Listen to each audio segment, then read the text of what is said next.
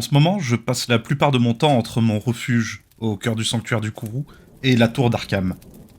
La première chose que j'ai fait a été d'utiliser les armes de l'entité contre elle. Elle joue avec le temps et l'espace? Pourquoi ne le ferais-je pas aussi? Après des semaines de recherche, j'ai réussi à trouver le moyen de déplacer la tour entière, ailleurs dans le néant. Désormais, je passe tout mon temps à rebâtir les défenses de la tour pour empêcher l'entité de la localiser à nouveau. Plus aucune trace des créatures de l'ombre, ni d'aucune menace d'aucune sorte d'ailleurs.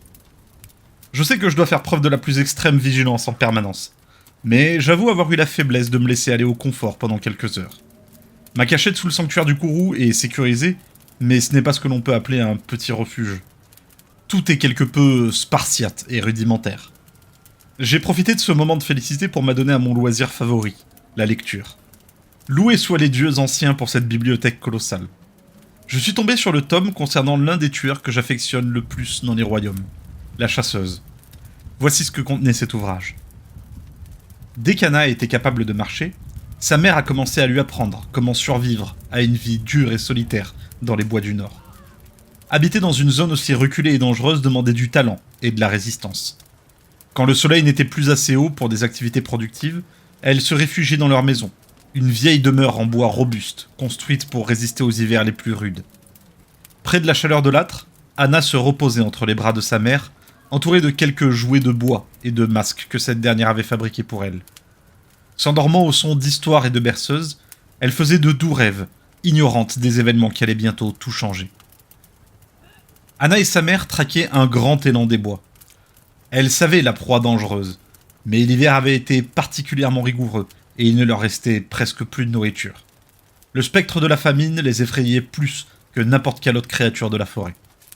Sans prévenir, l'élan se dressa sur ses pattes arrière, meugla et chargea Anna. Elle était paralysée par la peur, et le monde entier semblait trembler sous les sabots tonnants de l'immense bête. L'élan était assez près pour qu'Anna voie la furie meurtrière dans ses yeux, quand sa mère se jeta en travers du chemin, une hache à la main. Un cri à glacer le sang s'échappa de ses lèvres, alors que l'élan l'empalait contre ses bois et la soulevait en l'air. De toutes ses forces, elle abattit sa hache sur sa tête, encore et encore, alors qu'il tentait de se débarrasser d'elle. Avec un craquement écœurant, les bois se brisèrent, et la mère d'Anna fut libérée. La bête, elle, s'écroula. Anna était trop petite pour déplacer le corps brisé de sa mère. Elle s'assit alors près d'elle, dans la clairière où elle était tombée. Pour la distraire des cris de l'élan à l'agonie, la mère d'Anna la prit contre elle et lui murmura sa berceuse préférée. Elles restèrent ainsi, l'immobilité et le froid gagnant la chasseuse et l'élan, jusqu'à ce qu'Anna soit seule dans la forêt, silencieuse. Elle finit par se lever et entama le long trajet du retour vers la maison. Encore enfant, elle en savait juste assez sur la vie dans la forêt gelée pour survivre. Elle suivit son instinct et finit par ne faire plus qu'un avec la nature. Elle grandit et gagna en force et s'entraîna à la chasse. À mesure qu'elle se transformait en un dangereux prédateur, son humanité devint un rêve à demi oublié. Elle étendit son territoire et vécut de ses prises. Ses proies passèrent de l'écureuil et du lièvre au vison et au renard. Elle finit par s'enlacer et chassa des animaux plus dangereux, comme le loup et l'ours. Quand des voyageurs innocents passèrent dans ces bois, elle découvrit sa nouvelle proie préférée, les humains. Les âmes malchanceuses qui s'égaraient sur son territoire étaient massacrées, comme n'importe quel autre animal. Elle aimait collecter leurs outils et leurs habits colorés, et surtout leurs jouets quand il y avait des petits. Mais elle ne se résolut jamais à tuer les petites filles. Elle ramenait ces dernières dans sa maison, au fond des bois. Elles étaient précieuses, et les regarder éveillait quelque chose au plus profond de son cœur. Elle cherchait désespérément la proximité d'un être cher, d'un enfant à elle. Au milieu de son butin, fait de jouets de bois, poupées et livres de contes qu'elle ne pouvait pas lire, les fillettes étaient tenues en laisse par une corde rugueuse solidement attachée au mur. Elle ne pouvait pas les laisser vagabonder, elles mourraient sûrement de froid là-dehors. Mais chaque fois, les fillettes s'anémiaient et mouraient de froid, de faim ou de maladie. À chaque fois, cela plongeait Anna dans les abîmes de douleur, de peine et de folie. Elle ne pouvait s'empêcher de réessayer, et commença à faire des raids sur les villages les plus proches pour massacrer les familles et enlever leurs filles. Elle portait un des masques d'animaux que sa mère avait créé pour elle bien des années auparavant pour tenter de calmer les enfants apeurés. Les villageois répandirent la légende d'une créature mi-homme, mi-bête qui rôdait dans la forêt rouge. La chasseuse, qui tuait les hommes et dévorait les petites filles. La guerre finit par atteindre la forêt. Des soldats allemands commencèrent à la traverser pour aller attaquer l'Empire russe au bord de l'effondrement. Durant ces temps sombres, les voyageurs ne passèrent plus. Les villageois avaient abandonné leurs maisons, et il n'y avait plus de petits, seulement des soldats. On en retrouva beaucoup criblés de coups de hache. Des groupes entiers disparaissaient mystérieusement.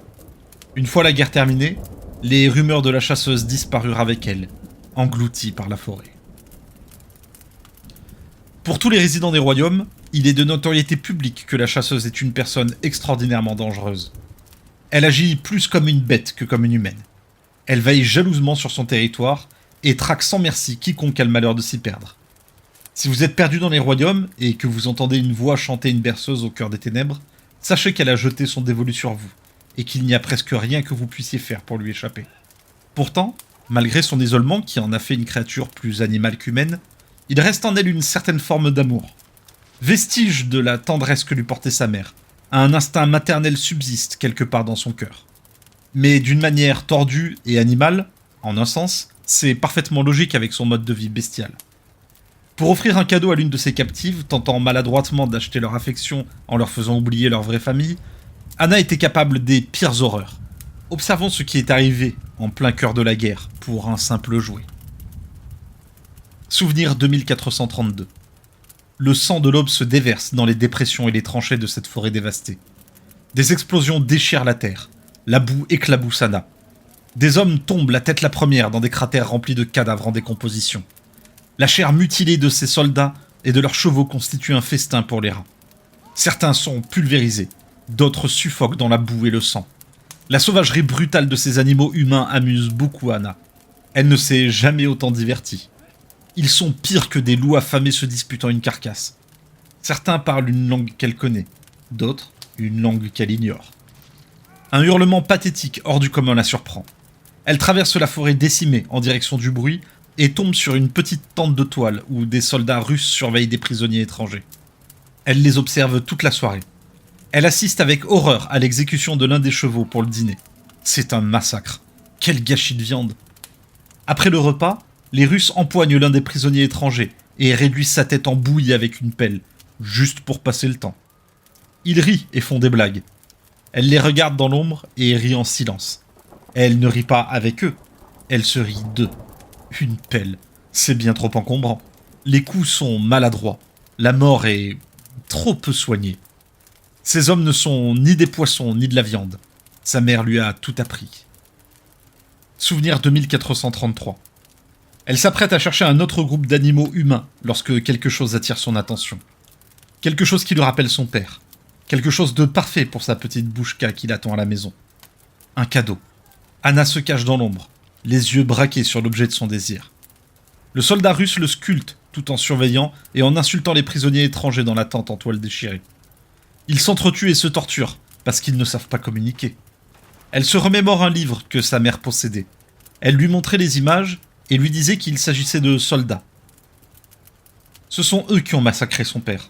Les soldats se déchirent pour des raisons que sa mère n'a jamais su expliquer.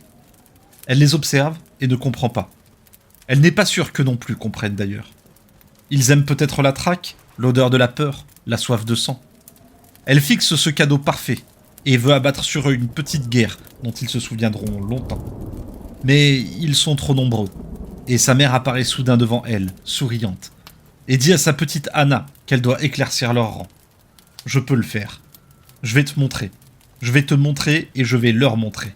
Cela leur apprendra. » Souvenir 2434. Le soldat russe fait quelque chose d'étrange à son prisonnier. Il l'attache par la cheville à une branche tordue et allume un feu à quelques centimètres sous lui. Elle plisse le front, troublée. Il faut tuer le gibier avant de le rôtir. Mais ses soldats aiment le voir agoniser. Elle reconnaît cet étranger qui pousse des cris perçants. Il n'y a encore pas si longtemps, c'est lui qui torturait des prisonniers russes dans une autre tente. Il n'y a pas encore si longtemps, c'était lui le bourreau. Le russe tient le cadeau parfait entre ses mains, tandis que le prisonnier couine comme un cochon. Elle ricane. C'est marrant ce cri. Vraiment. C'est amusant. Les Russes en font des blagues et imitent le couinement. Elle se retient d'exploser de rire.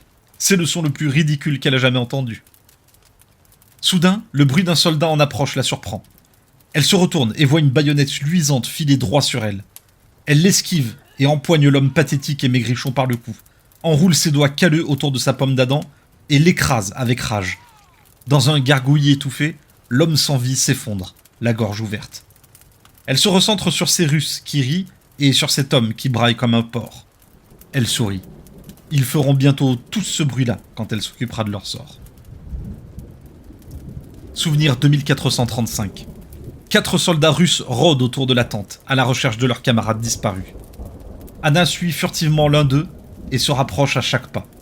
Le pauvre bougre n'en a aucune idée, mais il vit ses derniers instants. Elle l'observe durant un long moment, puis marche stratégiquement sur une brindille. Le craquement le fait se retourner. Mais avant même qu'il ne puisse apercevoir le regard d'Anna, la hache de celle-ci se plante au milieu de son visage, faisant voler ses dents et allant jusqu'à couper sa langue en deux. Elle couvre sa bouche ensanglantée avec sa main, tout en fouillant ses poches, à la recherche du petit cadeau. Elle retire ensuite sa main pour que les sons d'étranglement et des suffocations attirent les 3 autres. Ils approchent prudemment, leurs baïonnettes sorties. Elle grince des dents, sa soif de sang est inarrêtable.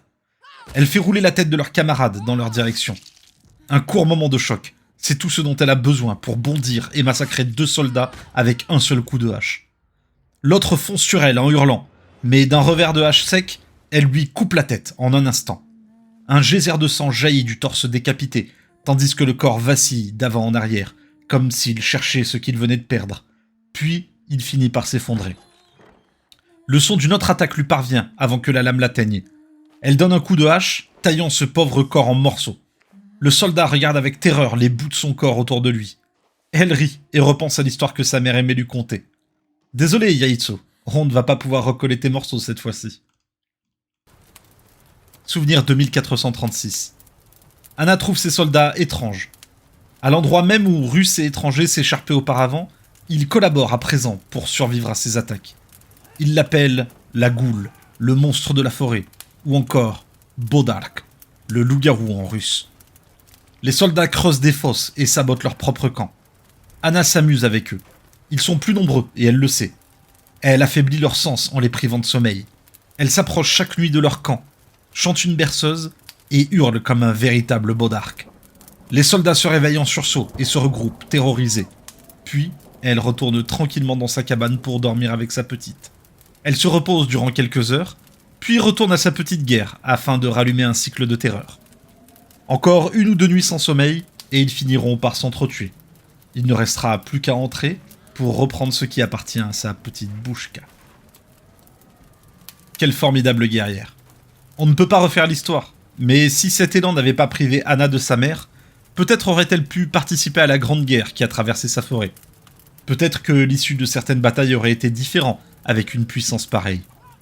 Mais les choses sont ce qu'elles sont, et Anna devint une légende locale, une raison suffisante pour quiconque d'éviter la forêt rouge. Même parmi les tueurs, peu osent aujourd'hui s'aventurer sur son territoire, car elle ne fait aucune distinction entre amis et ennemis. Aujourd'hui, Anna parcourt les royaumes, à la recherche de sa nouvelle Bouchka, sa protégée, sa fille, mais en vain. Elle traque toujours les fous qui osent pénétrer sa forêt. Il est temps pour moi de retourner travailler sur la tour des observateurs. Avoir de nouveau un accès facile à la bibliothèque représente un gros avantage pour nos explorations narratives. Parce qu'ici, dans les royaumes, chaque histoire mérite d'être racontée, tant qu'il y aura quelqu'un pour l'écouter.